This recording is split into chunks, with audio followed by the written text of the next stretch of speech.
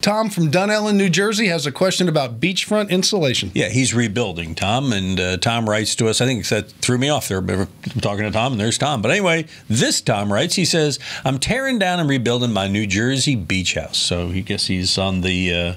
tearing it down and building it. On the Jersey Shore. So what's my best choice for insulation in my 2x4 walls? He says he's looking at spray foam open cell, spray foam closed cell, bat, or some combination of it. What's your advice, Tom? My advice on the beach, and I've lived on the coast all my life, whether it's in Galveston, Miami, even all the way up farther up the coast, you need to let the house breathe, because you'll have times of the year when you have a lot of humidity, fog rolling in. It doesn't have to be hot to be humid by any means.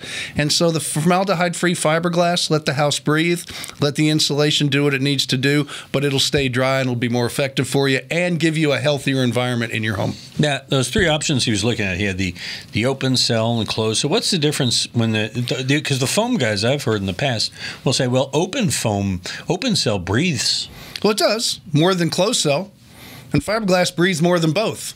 So it doesn't matter that it breathes. It matters how much it breathes. And so you got to look at what's called the perm rating. I don't have all the numbers in front of me, but it's going to go up the ladder. And that's why even with house wraps, most of them are too tight and they're used wrong in different parts of the country. You've got to look at the perm rating. There you go. You just got to look at HomeShowRadio.com if you got a question, because that's where we get them. You send them to us. We help you out. Send it to HomeShowRadio.com using the Ask Tom form. We'll answer it just like these videos over here.